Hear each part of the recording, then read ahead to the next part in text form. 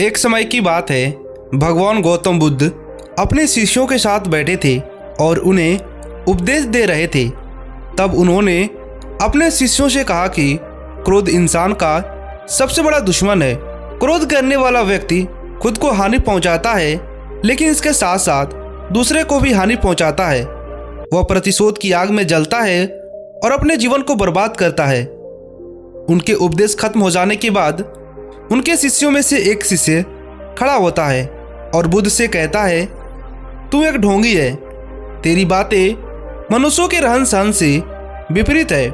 तू जो भी कहता है उसे अपने जीवन में अनुसरण नहीं करता और दूसरों को यह सब करने को कहता है। जब उसका वह शिष्य गौतम बुद्ध को उल्टी सीधी बातें कह रहा था, तब गौतम बुद्ध ने कोई प्रतिक्रिया नहीं दी और शांत बैठे रहे। लेकिन ऐसे में वह व्यक्ति और ही ज़्यादा गुस्सा हो गया और गुस्से में आकर उसने गौतम बुद्ध के मुंह पर थूक दिया। इसके बाद भी गौतम बुद्ध को गुस्सा नहीं आया और वह शांत थे। उन्होंने अपने चेहरे से थूक को पोंछा और वह चुपचाप बैठ गए। यह शब्द देखकर उस शिष्य को समझ नहीं आया कि वह क्या करेगा। गुस्से में आकर वह उस जगह को छोड़कर चला गया। जैसे ही वो अपने घर पहुंचा, तब तक उसका दिमाग शांत हो चुका था। दिमाग के शांत होते ही इस बात का एहसास हुआ कि उसने कितनी बड़ी गलती कर दी है। उसे पाप हुआ है। वह खुद को मन ही मन कहने लगा कि यह मैंने क्या कर दिया। मैंने महात्मा बुद्ध का अपमान किया है। ऐसा पाप मैं कैसे कर सकता हूँ। मैंने बहुत बड़ी गलती कर दी है। मुझे जाकर उनसे माफ़ी मांगनी होगी। यह कहकर वह तुरंत ही गौतम बुद्ध के पास चला गया। लेकिन गौतम बुद्ध उस स्थान पर नहीं थे। ऐसे में वह शिष्य जगह जगह भटक कर उन्हें खोजने लगा। जैसे ही उसे गौतम बुद्ध मिले, वह उनके पैरों पर गिर गया और उनसे कहने लगा, मुझे माफ़ कर दीजिए, मुझसे गलती हुई है। मैं आपका अपमान किया हूँ। मैंने यह बहुत बड़ा पाप किया है। यह सब देखकर गौतम बुद्ध ने उसे कहा, शांत हो जाओ। क्या बात है, मुझे बताओ, तुम कौन हो। गौतम बुद्ध के यह पूछने पर वह शिष्य चौंक गया। वह सोचने लगा कि महात्मा बुद्ध मुझे कैसे भूल सकते हैं। मैं तो उनका अपमान किया था। यह सोचकर उसने गौतम बुद्ध से पूछा, मैं ही वही शिष्य हूँ जिसने कल आपका अपमान किया था और आप इतनी जल्दी मुझे भूल गए। महात्मा बुद्ध ने उस शिष्य से कहा, मैंने तो पहले ही वह स्थान छोड़ दिया है और तुम अभी वहीं पर खड़े हो। तुम्हें अपनी गलती का आभास हो गया है। तुम पछतात कर चुके हो। अब तुम आज के दिन से सही जीने का निर्णय लो। यदि तुम बीते हुए कल की बातें याद करके परेशान रहोगे तो तुम्हारा वर्तमान और भविष्य दोनों बिगड़ेंगे। तुम अपनी गलती से सीखो, उसे दोहराने की जगह आज को सुधारो।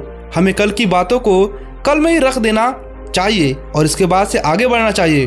वह अच्छा या बुरा, उसके बारे में बार बार विचार नहीं करना चाहिए। मैं बीती हुई बातों को पीछे छोड़कर चलता हूँ और ऐसा ही हम सबको भी करना चाहिए। महात्मा बुद्ध की बात सुनकर वो व्यक्ति और भी ज़्यादा प्रभावित हुआ और उनसे बोला कि मैं आज से आपकी हर बातों को मानूंगा। उस व्यक्ति का बोझ उतर गया। वह बुद्ध के चरणों में गिर पड़ा और उनसे अपने क्रोध को छोड़ने की बात कही और क्षमा संकल्प लिया। बुद्ध ने उसके सिर पर आशीर्वाद दिया। उस दिन से उस व्यक्ति के जीवन में बदलाव आया और उसने जीवन में सत्य, प्रेम और करुणा की धारा बहने लगी। इस कहानी से हम ये सीख मिलती है कि क्रोध करना इंसान के लिए सबसे ज़्यादा खतरनाक है। यह मनुष्य का सबसे बड़ा दुश्मन है जो उसे बर्बाद कर सकता है। इसलिए मनुष्य को कभी भी क्रोध नहीं करना चाहिए। यह भी सीख मिलती है कि बीती हुई बातों को हमें भूलकर आगे बढ़ना चाहिए।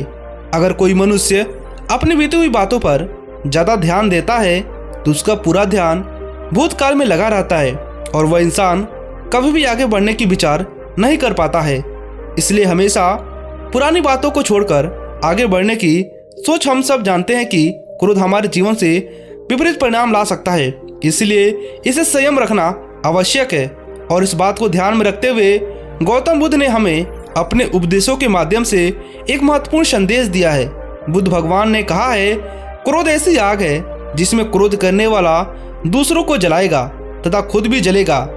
यह बात हमें समझनी चाहिए कि क्रोध हमें नुकसान पहुंचाने के अलावा खुद को भी हानि पहुंचा सकता है।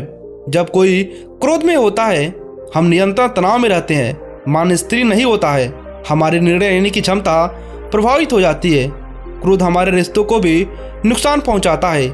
इसलिए दोस्तों, जब भी आप क्रोध में हो तो कोशिश करें कि हम तो क्रोधित हो ही ना, और अगर आप क्रोधित हो जाएं तो एकांत जगह पे चले जाएं और कुछ समय वहां पर बिताने के बाद वापस आएं, क्योंकि उतने समय में आपका क्रोध पूरी तरह से शांत हो जाएगा।